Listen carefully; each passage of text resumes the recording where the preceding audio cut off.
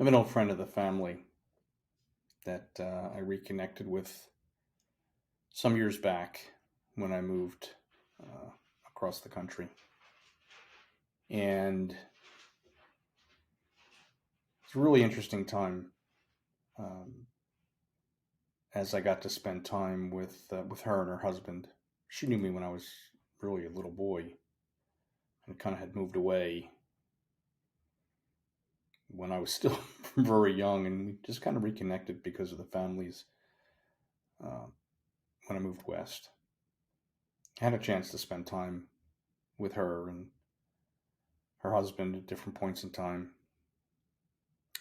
And very, very struck by their relationship. They had a very close relationship. They had been together since, well, gosh, I think since she was, a teenager, 17, I think is when they met, roughly, and married soon thereafter. And so this was like literally her whole life was their relationship, their children.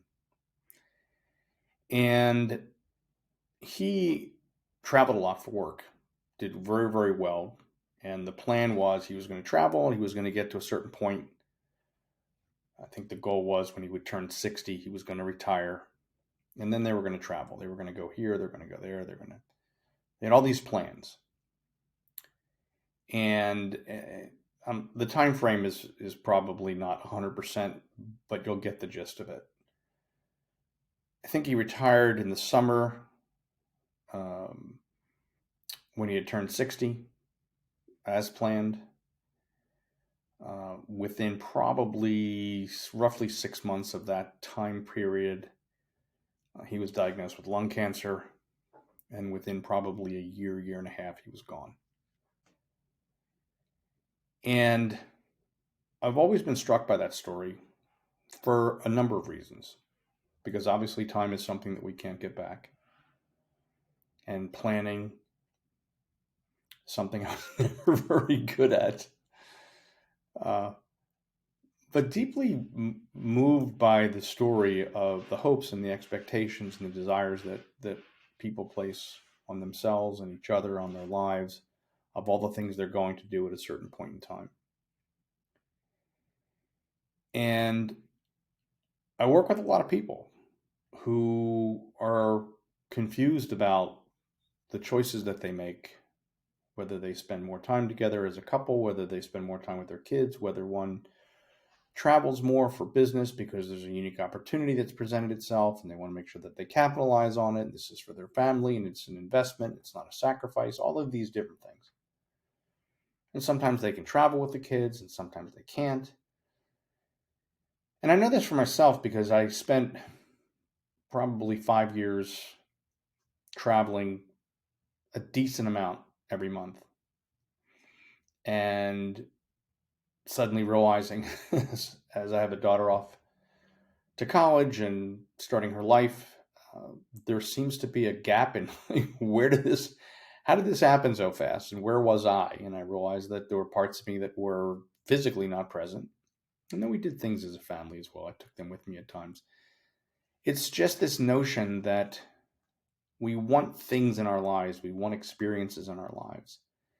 And we make investments in different areas. And not everything always works out as we anticipate or hope for. In the case of my old family friend, devastatingly so. And you start to go, I can't even imagine. Like I think if it was me, I'd probably be sitting there wondering, oh my God, look at all that time that we were apart that we could have been together. Probably would have played that game for a period of time before coming to terms with it. And I don't know. I've never really had the depth of conversation with her to understand really where her head and heart at, but I just know that it wasn't easy and probably still isn't, even though a number of years have passed. But I think I find that a lot of times that people are wanting to do a whole bunch of different things and wanting to then create, and I get these calls all the time, because they see it as a sacrifice that they have to make. Well, these are sacrifices you have to make if you want to get ahead. And I help them reframe it a little bit by saying, no, let's start thinking of this as an investment. Start thinking about quality of time versus quantity of time when you know that there's something else that you want to do, that you want to be a part of, that fulfills you. You also want to be modeling, hopefully modeling for your kids, that what self-care looks like, and sometimes that's self-care professionally as well. But I think a lot of times when people achieve a certain level of success, or they're on the path to success, they start to realize that what is really missing in their lives is this idea that they like to refer to, and I just don't refer to it that way anymore. But I'll get these calls where it's like, I just want more balance in my life. And I said, well, it sounds like you're chasing balance. And they go, I guess so. I said, well, as long as you're chasing balance, you'll always be chasing balance. For me, I just don't believe that exists. And I think that's where people screw themselves up. This idea that somehow they're going to have all these different things that they want going on in their lives. They want to spend time with their kids. They want to spend time with their spouse. They want to spend time, building their business. They have a whole list of things to do. And so they're constantly juggling. Their plate spinning. And God, I just wish I was more balanced. And they're just exhausted at the end of the day, because the truth is all they're doing is chasing balance that doesn't really quite exist. I don't know anybody that's actually caught it. I really don't. Anybody that's ever had some semblance of it always would say to me, something has to give, Mitch. Something has to give in order for something else to take its place. Now, some people like to keep their life simple and they don't have a lot of things going on. And for that reason, they don't want to chase balance. They just want to keep their lives super, super simple. And that's great. And other people, a lot of people that I work with, they want to have lots of things going on in their lives, which is fantastic too. And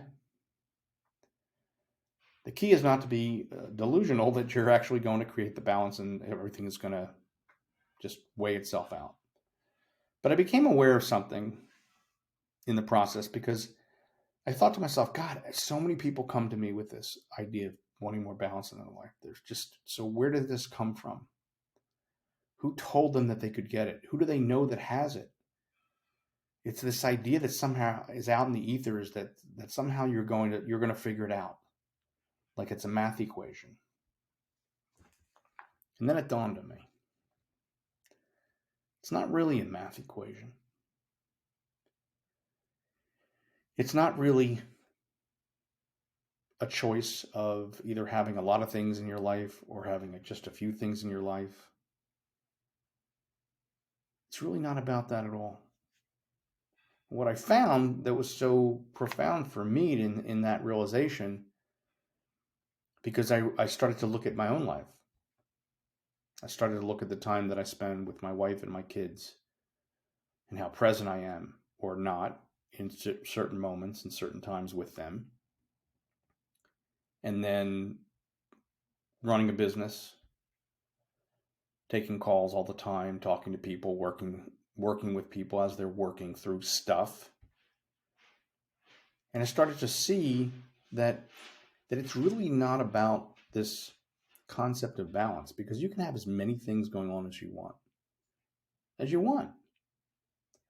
think it's important to decide what those things are and to be clear about what those things are. And so you're able to at least go, okay, these are the 5 things that I want to focus on. These are the 5 things that bring me joy in my life, that add to the joy that exists inside of me. And I'm tired of being upset, at least externally, that I can't have this thing called balance. So I referenced it for myself. I said, well, what is it for me in my own frustration? And I started to work with the experience and work with the process of, well, what is it that if we're not looking for balance, if it's something else, what is it? And suddenly it dawned on me. Well, Mitch, do you think there's a clue that you're doing this podcast called The Inside Game? that everything that you talk to with people, the experiences you have with people, the things that are going on in their lives is all about kind of the lack of a consistent, sustainable inside game to fuel the outside game, that everything is just, for most people, is just go, go, go. Let me just do this, do this, do this, do this. And sometimes when the people go, go, go, they're having great success in one area as they define success. And maybe they're making more money than they ever made before. Maybe they're having, greater experiences because travel is important to them and they're going all these places and all that stuff. But then all of a sudden they get kind of like a little bit flustered. It's like, okay, I don't know how to balance all of this. And when I realized that this was really about the inside game, that first I had to strike this idea that even from an inside game standpoint, that I'm going to strike balance. This was that it was even about that at all. I suddenly realized, because I started to play out and I started to track, I started to watch myself as if I was watching a movie of me moving throughout my day. And what does it look like when I move from one topic or one interest to another? And what really is the glitch in all of this? That for most people, they got at the end of the day go, God, I just wish I could have more balance in my day. And suddenly it became really, really super clear to me. It's the transition. It's the transition from one point of interest to the next point of interest. And how in the process of go, go, go, we just don't change gears and go from A to B. That if I'm focused on recording podcasts for whatever period of time of my day, and then I'm focused on being with clients, and then I'm transitioning back to my family, well, what's really happening? All of a sudden, my wife's talking to me and she's looking at me. She knows I'm not listening. She goes, "Did you hear what I just said?" And I'm like, "I'm sorry. I was just thinking about something my client just said. I was just thinking about something I want to do for my podcast." I wasn't even present in the moment when I was with her. And I've done that with my kids. I've done that with clients. I start to realize that some people, myself included, are better equipped at different points in time to transition from one point of interest topic to the next. And that the link between the two is not going to be just to move into it. The key is going to be to pause, take a breath, go inside, and get super clear what I need in order to be able to make the transition from one to the other. Because the transition isn't always the same energy frequency. The transition is if I'm pumped up and I'm hyped up because I just recorded a podcast and I feel really juiced about it, and then my daughter wants to talk to me because she's really sad, my energy is going to be in a different place that makes it very, very challenging me to go from high energy to dropping down to meeting her where she is. And so what I do, and I've done it,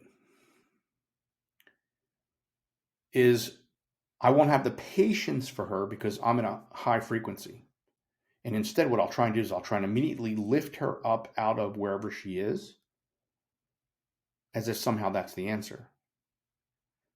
And guess what happens? She doesn't feel heard. She doesn't feel seen. Her feelings don't feel validated. Her experiences don't feel validated. She doesn't feel validated. Now, this can happen just as easily with one daughter to the next daughter to my wife. To time I'm spending just if I'm just going to chill out and spend time with the dogs and just hang out. If I'm not present, none of it works. I can't imagine if you're not present that any of it's going to work. So what is it that one has to do? What is it that I have to do from a transition standpoint to be able to make the transition from one point of interest topic to the next? And we all need to get clear on that. Sometimes I've talked to clients where they say they go to work and they come home and they're completely stressed out, and they walk in the door, and their significant other just basically throws a kid at them here, and they're not ready for it.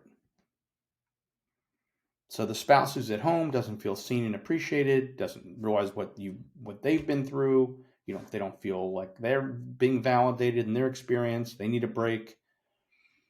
And that person who walked in the door didn't have a pause to be able to make the transition. So it's awkward. It creates fights. It creates disruption in the family.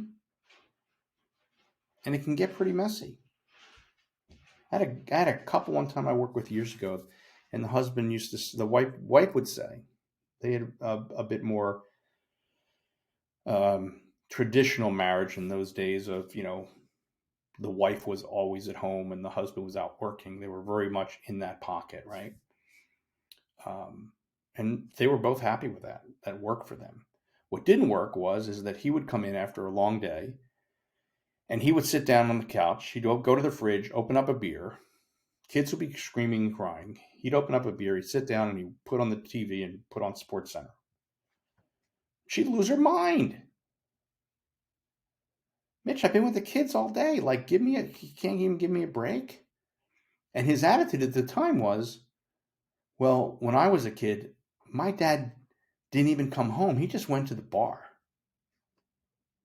And I'll never forget, she looked at him right in front of me and she said, I'd rather you just go to a bar than come home and not be present, not be here. And that's when this idea, I think, really started to take shape in my head without having the words for it at the time. He'd be better off going to the bar. He'd be better off going to the park. He'd be better off driving around for a little while. He'd be better off blasting music for 20 minutes before he walks in the door. He'd be better off coming inside with the understanding between them he was going to go take a shower and he needed 20 minutes to wash the day off, take a hot shower, and then he would be there to be supportive to the kids and supportive to her. See, it's that transition. And so much of that is an inside game because your energy and your frequency can be at a high. Well, it can work the other way too. You could be at a low. You could have low energy. You could be at low frequency because of whatever you're working on maybe isn't working itself out in that moment. And then it's time to stop. And then all of a sudden, you move into another experience that's now requiring higher energy and you're not there. And that person doesn't feel seen or validated or appreciated or cared for or loved. I remember when I was a writer, I was just literally a full-time writer. I was at home. My girlfriend at the time, we were living together. My girlfriend would go off to a job and she'd come home 6 o'clock and we'd sit down and we'd have dinner. And I've been writing all day and I'm still, even though I've got a fork in my hand, I'm still writing. And I wasn't there. And sometimes I would turn to her and I say, because she knew what I was writing about, because when you're a writer, for the most part, especially when you're in that state that I was in, everybody around you, especially if you're living with somebody, knows every character that you're writing about, every storyline, everything. They know everything because you don't stop talking about it. So I literally go, do you think John would say to Carol, whatever it was? And, and there were times that she would kind of answer like half-heartedly, and then her energy was really low around it. And then finally, like one day she just said, you know what? I can't do this. And I'm like, what? She said, when I come in after the day and I've been gone all day and you've been home writing all day, like I want to connect. I want to have a meal. I want to connect. I want to talk about things and life. And like, you're still writing. I'm like, oh, here we are at the transition again. So what I used to do is I used to stop writing. Finally at that point, I stopped writing at 4 o'clock. I focused on what we're going to have for dinner, did some cooking. I did something that would change the energy and would create a scenario, would bring me back to be present. So I had this awareness years ago. But it only dawned on me now because I suddenly kept hearing one person after the next talk about balance as if I just need more balance. And then it suddenly, it came to me like, wait a second, all of these experiences that I've talked to with clients, my own experiences, that's not the issue. The issue is, what am I doing on my inside game? What are you doing on your inside game that creates the transition from one joyful experience that you want to have in your life, that you want to participate in, to the next? So maybe you need to come home. Maybe you need to have an agreement that you're going to come home and take a shower and take 20 minutes to just kind of like regroup and get back into your body and be present to what's next. Maybe you need to listen to some music. Maybe you need to meditate. Maybe you need to go to the gym. Now, if you're in a relationship, then you need to have that conversation, because trust me, you both are going to need different things in different situations to make transitions in different areas of your life from one topic to the next. If you're single, you still have to do it, but you have to do it internally. You have to say, okay, in order for me to successfully make the transition and feel like I'm accomplishing something in all of these different areas, what's the level of self-respect that I need to show myself to be able to make the transition from one interest to the next? Do I need to sit down and write out some gratitude? Do I need to sit down and just focus on my breath for 10 minutes? It doesn't have to be a huge thing, and it can be. You get to decide. You get to decide what it is that you need. And if you're with a spouse, if you're with a partner, you need to decide together, because I will tell you that once you start to really understand that your issue is not balance, your issue is your ability to successfully transition from one point of interest to the next, all of a sudden, everything shifts and you're ready to embrace and be present in every moment that you're in. I'm Mitch Newman. We'll see you again next time.